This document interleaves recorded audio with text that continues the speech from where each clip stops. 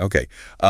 So you know that feeling you get when you hold something solid and valuable? Yeah. Almost like it gives you a sense of security. Right. We're diving deep into gold bars today. Yeah, gold bars have been fascinating people for centuries. It's interesting because, like, it's one thing to look at a stock chart, right? Yeah.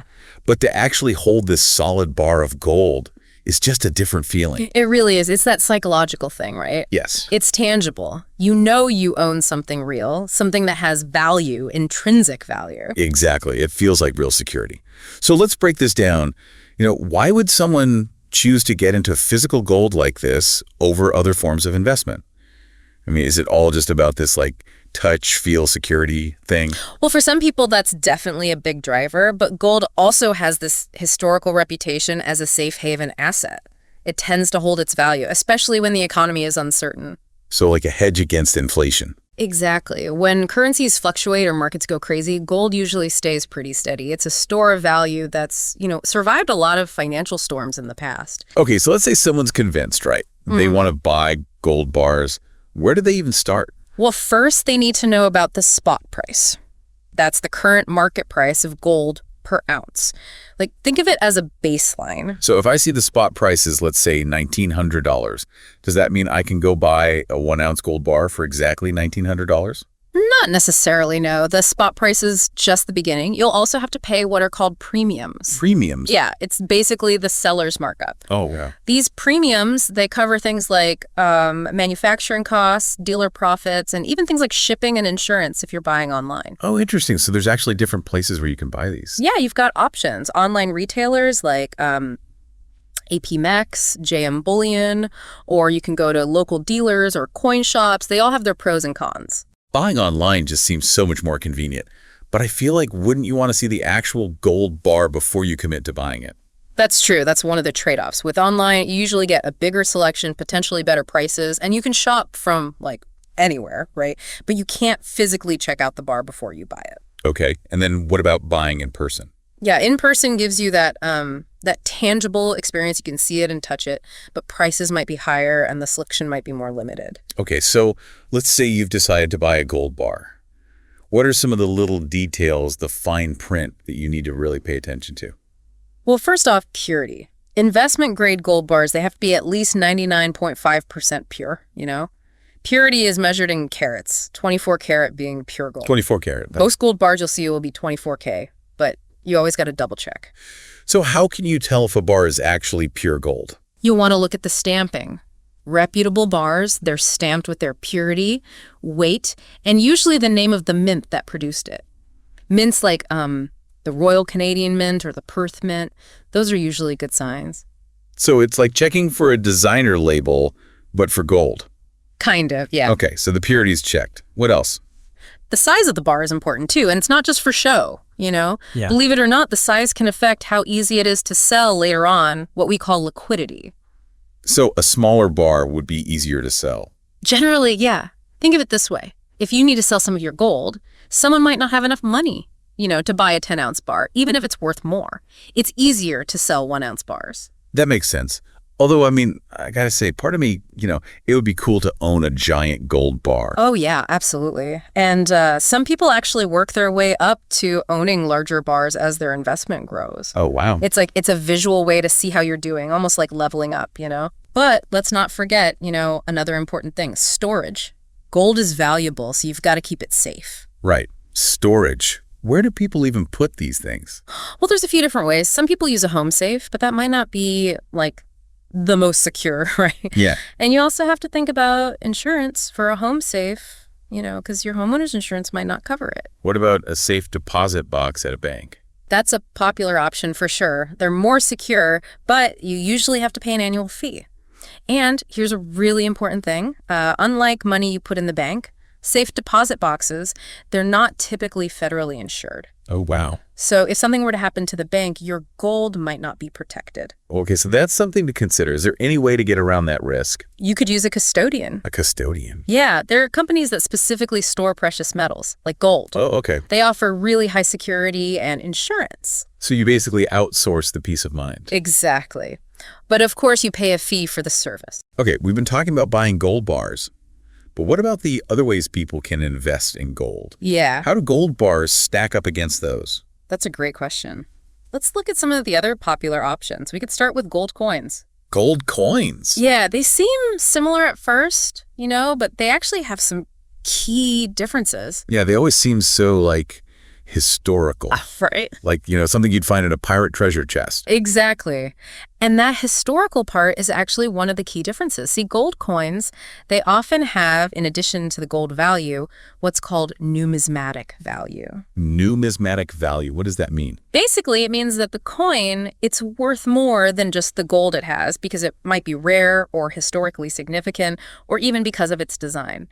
So a 1-ounce gold coin, it might have the same gold as a 1-ounce bar, but that coin could be worth a lot more because it's, let's say, a rare issue or has a really sought-after design. So they're kind of like living a double life. Yeah, they're both gold, A&D, a piece of history, yeah. Do you have any examples? Yeah, sure. So the American Eagle gold coin, the one minted by the U.S. Mint. Yeah. That's a perfect example. Those are beautiful. Yeah, it's really popular with collectors and investors. And you mentioned earlier that it actually has a little bit less gold than a 1-ounce gold bar. Right. Right. It does. Yeah. The American Eagle, it's 91.67% gold, while your standard gold bar is usually 99.5% pure or higher. Okay. But even though it has a little less gold, that American Eagle often goes for a higher price because of that numismatic value I mentioned. People are willing to pay a premium for it because it's collectible. Oh, okay. So if you're just focused on investing and the value of the gold, bars might be the way to go. Right. But if you're also thinking about like the history and the art, maybe even like the coin going up in value beyond the gold, coins are interesting. Exactly. It's like choosing between a beautiful painting and a lump of gold, Both are valuable, but the painting has that added layer of history and beauty that makes it even more appealing. Yeah. It makes me realize that gold, in all its forms, it can be more than just an investment, right? It's a connection to history and art and like bigger ideas than ourselves. I completely agree. It's woven itself into human history in so many ways. Ancient currencies, religious artifacts, works of art, and now, modern investment portfolios. Exactly. But speaking of investments, we should probably get back to that big question. Is gold a good investment? Bars, coins, whatever. Yeah, definitely. We've gone over the pros and cons, but I think it's worth examining those a bit more now that we understand these bars and coins, right? Absolutely. Gold is seen as a store of value, right? It's a hedge against inflation, a safe haven when things are uncertain. When markets are volatile or when currencies are fluctuating, gold usually holds its value. Sometimes it even goes up. That's why a lot of investors see it as a way to diversify their portfolios and to kind of protect part of their wealth from risk. So it's like an anchor in a storm. Yeah, that's a great analogy. But like any investment, there's trade-offs. One of the big downsides to gold is that it doesn't generate income. You're not going to get dividends or interest payments like you would with stocks or bonds. So you're really banking on the price of gold going up if you want to profit. Basically, yeah. And while gold has had times where the prices went way up over the long term, it hasn't really outperformed the stock market consistently. The S&P 500, for example, it's historically averaged returns around 7% each year. So if you're looking for an investment that will hopefully grow a lot over time, gold might not be the best choice. Well, it may not be the best in a portfolio that's just focused on growth, but it can still be valuable as a diversifier and a hedge against risk. It really all comes down to your individual investment goals, your tolerance for risk, and the time frame you're looking at. It's not just one answer for everyone, right? It's about what works for you and your financial strategy. Exactly. It's like choosing the right tool for a job. Gold has its strengths and its weaknesses. Right. You need to understand them before you can decide if it's right for you. And keep in mind, we've mostly been talking about physical gold, bars, and coins, right? But there are other ways to get into gold without actually holding the physical metal. Oh, right. You mentioned gold ETFs and mining stocks and those futures contracts before. What about those? Yeah, those are indirect methods of investing in gold. Right. And each has its own, advantages and disadvantages. They can be more convenient, easier to buy and sell, and potentially less risky than holding physical gold. So let's start with gold ETFs. Yeah. What are they and how do they even work? Okay, a gold ETF, it stands for Exchange Traded Fund. It's basically like a basket of gold-related assets. Usually it's gold bullion. And these are traded on a stock exchange. just like a regular stock. Okay. So when you buy shares of a gold ETF, you're not actually buying the gold. You're getting exposure to gold price movements without having to deal with the hassle of storing it. Okay. And there's even different types of gold ETFs. Some are physically backed by gold and some are synthetic, meaning they track the price of gold through derivatives. So it's like you own a tiny slice of a huge vault of gold. Yeah, exactly. But without the actual vault. Exactly. And that's why they're so popular. They're really easy to buy and sell, but you are still exposed to changes in the market, you know? The price of the ETF will go up and down with the price of gold itself. Okay, so it offers convenience and it's easy to buy and sell. What about those mining stocks? How do those work? Well, mining stocks, they represent ownership in the companies that mine for gold. Oh. So when you buy a mining stock, you're kind of betting on that company to do well. So you're not just betting on the price of gold, but also the company itself. Exactly. And that's why they can be more volatile, because they're influenced by a lot of things, like how well the company's managed, how successful they are at finding gold, their production costs, and even political risks in the places they operate, you know? So it's potentially higher risk, but also potentially higher reward if they, strike gold. Exactly. If they discover a major new gold deposit or they find a way to be more efficient, their stock could just go way up. Yeah. But the opposite is also true, of course. Operational problems or a drop in gold prices can hurt that stock. So mining stocks are more for the investor who's comfortable with a bit more risk. Yeah. Okay, and then we've got those futures contracts. I got to be honest, those always sound so complicated. Yeah, they definitely have a bit of mystery surrounding them, right? Yeah. Essentially, it's an agreement to buy or sell a specific amount of gold at a set price, but on a date in the future. So, for example, you could agree today to buy gold at, let's say, $2,000 an ounce 3 months from now. Oh, so it's like you lock in a price today, but you don't buy it till later. Exactly. It's a way to manage risk and maybe make a profit from price changes. Okay. But those futures contracts, they're complicated financial tools that involve something called leverage. Yeah, it basically means you're controlling a larger position than the money you actually have. Okay. Leverage, it can really boost your profits, but it can also magnify your losses. That makes them much riskier. They're really only suitable for really experienced investors who really know what they're doing. Yeah, definitely not for beginners. No. Okay, wow, this is a lot. We've got bars, coins, ETFs, mining stocks, and futures contracts. Yeah. So many different ways to think about gold as an investment. It's true. And I think that's part of what makes gold such a fascinating asset, you know? Yeah. It's not one size fits all. The best approach for you really depends on your own circumstances, your goals, and how much risk you're willing to take. Okay, so where do we go from here? How can our listeners take all of this and actually make informed decisions about gold? The most important thing is to do your research. Yeah. Don't just jump in blindly. Right. Understand the different ways you can invest in gold and, understand the risks and potential rewards of each one. Right. And don't be afraid to ask a financial advisor for help if you need it. That's great advice. We'll be back in part 2 to discuss the practical considerations of actually buying and selling gold. And we'll take a deeper look into how to think about gold in terms of your own personal finances. Welcome back. We've been talking all about gold, bars, coins, ETFs, even those futures contracts. It's kind of wild how many ways there are to get involved with this old asset, right? Yeah, it's true. It really shows you how timeless gold is, doesn't it? Been a part of human history for, thousands of years, and it's still relevant for investors today. Absolutely. But before we get too, deep into the philosophy of it all, I want to talk about something more practical. How does gold actually perform as an investment?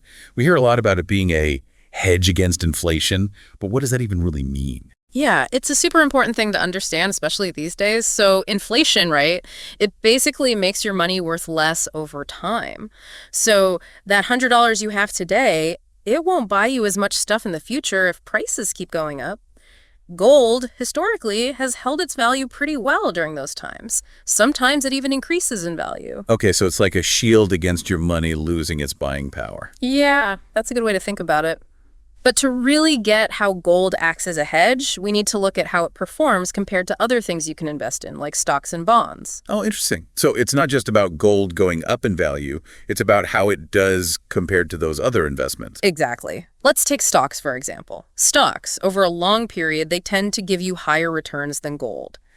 The S&P 500, which tracks 500 of the biggest U.S. companies, that's historically averaged around 7% returns per year. Gold, it's had good times for sure, but its long-term returns are generally lower. So why would you choose gold over stocks if stocks tend to grow more? That's where diversification comes in. Remember that analogy of the anchor in the storm? Yeah. Stocks can be really powerful for growth, but they can also be pretty volatile. Right. Go up and down a lot in a short amount of time, especially when the economy is uncertain. Okay, so having some gold in your portfolio, it kind of smooths out those bumps in the road. Precisely. Gold often moves in the opposite direction of stocks. When stock prices go down, investors tend to get nervous and run to safe haven assets like gold, which can actually drive the price of gold up. Oh, wow. This negative correlation is why a lot of people see gold as a good way to manage risk. It's like having different players on a team, each with their own, strengths and weaknesses. Exactly. Now, let's bring bonds into the mix. Bonds are usually considered less risky than stocks, but they don't offer as much potential for, really high returns. They're basically loans you make to governments or companies. Gold has a bit more of a complicated relationship with bonds. So it's not as simple as the whole stocks versus gold thing. Right, yeah. Gold, how well it does compared to bonds can depend on things like interest rates and, what people expect inflation to do. If inflation is high, gold tends to do better than bonds. But when inflation's low, bonds might be a better bet. This is getting pretty complex. So how do you know what the right mix is? Gold, stocks, and bonds. How much of each should be in a portfolio? Sadly, there's no perfect formula. It all depends on a bunch of things. Your age, how much risk you're okay with, what your investment goals are, and how long you plan to invest.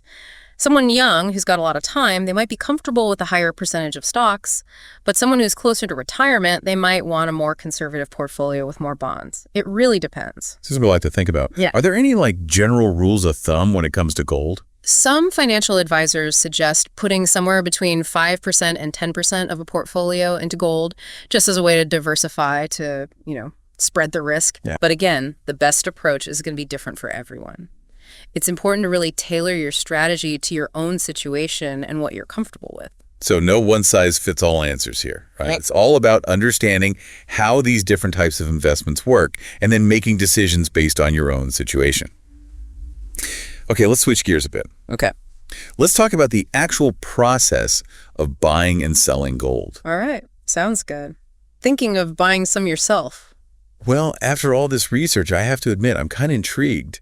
But before I go out and buy a gold bar, I think we need to talk about those potential problems we mentioned. Yeah. The scams and shady deals. Yeah. We need to be careful. You're absolutely right. It's easy to get swept up, especially if you're new to it all. But remember, knowledge is power, right? Right. It's your best defense against making, expensive mistakes.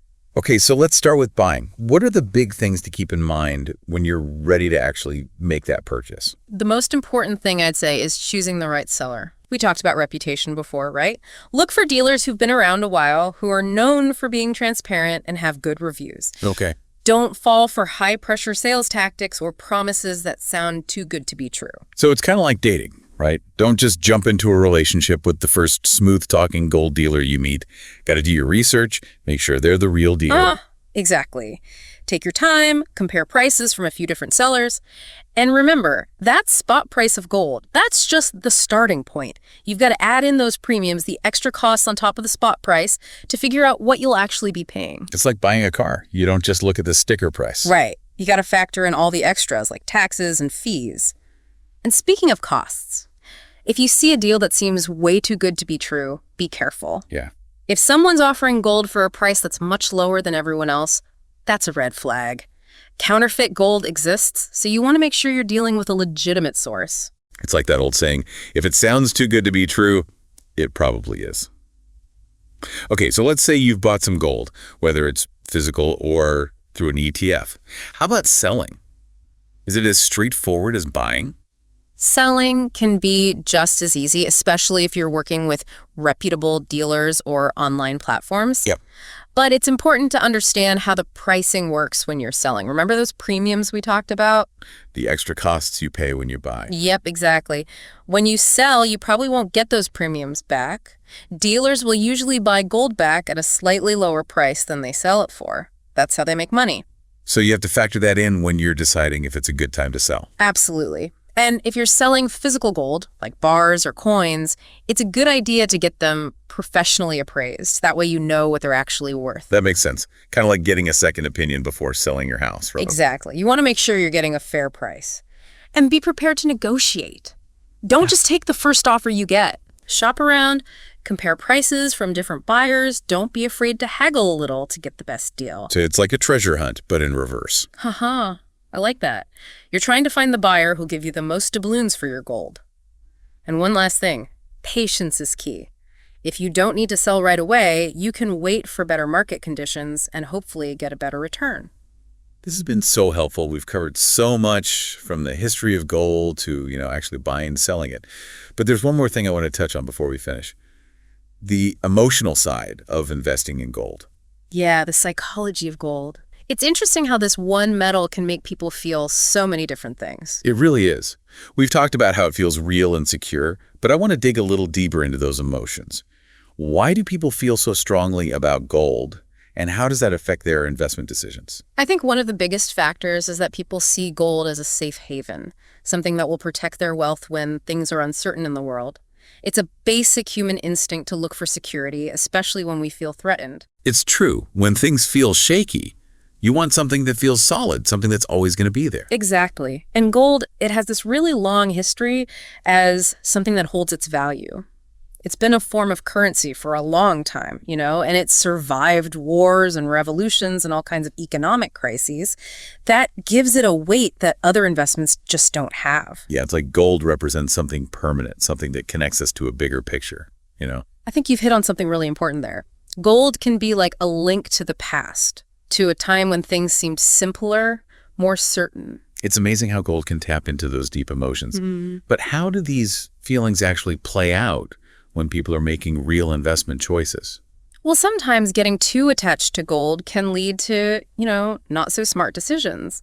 Some investors get so focused on gold being safe that they put too much of their money into it. They forget about other types of investments that might actually give them better growth over the long run. So it's about finding that balance again, right? Yeah. Acknowledging how you feel about gold, but also making decisions that make sense for you financially. Exactly. It's super important to have a clear strategy for investing and to know what role gold plays in that strategy. Don't let emotions make decisions for you. This conversation has really highlighted how important it is to be aware of the emotional side of investing, both the good and the bad. Absolutely. Understanding the psychology behind gold investing can help you make smarter, more balanced decisions. And on that note, we'll be back in part 3 to wrap up our gold deep dive. We'll leave you with some final thoughts on how to approach gold in a thoughtful and strategic way. Welcome back for the final part of our gold deep dive. Yeah. We've gone over a lot, the history of gold bars, the whole process of buying and selling. We even got into the psychology behind gold investing. It's been quite a journey from the ancient times to today's world. It really has.